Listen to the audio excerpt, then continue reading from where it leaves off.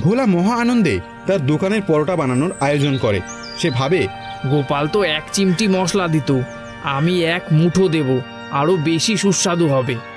ভোলা 1 মুঠো জাদুই মশলা আলুর পুরে মিশিয়ে দেয় এবং খদ্দেরদের ডাকতে থাকে।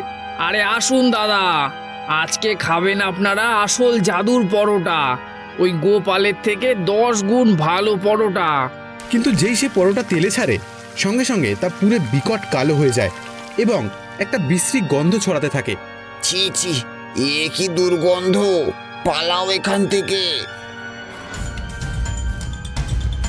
এ কি হলো? আমার জাদুর মশলা, আমার স্বপ্ন।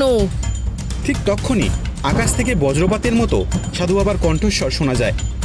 আমি বলেছিলাম লোভ করবি না, যা সততার পুরস্কার তা কোনোদিনও লোভীর হাতে থাকে না। তুই তোর লোভের শাস্তি পেয়েছিস। পরের দিন সকালে গোপাল দোকানে গিয়ে দেখে তার মশলার কৌটো নেই।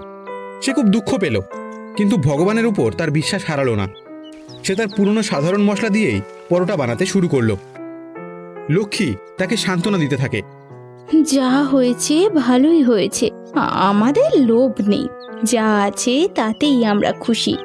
গোপাল যখন তার দোকানে বসেছিল, সে দেখল সেই কাঠের কৌটোটা তার ঠেলাগাড়ির ওপর রাখা আছে, আর তার পাশে রয়েছে একটা সোনার মুদ্রায় ভরা থলি। গোপাল বুঝতে পারল সততার পুরস্কার কখনো হারিয়ে যায় না। সেই দিন থেকে গোপাল এবং তার পরিবার সুখে শান্তিতে বাস করতে লাগল।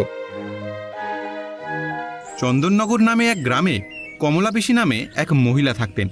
তিনি গ্রামে এক হোটেল চালাতেন। তার হোটেলের তরকা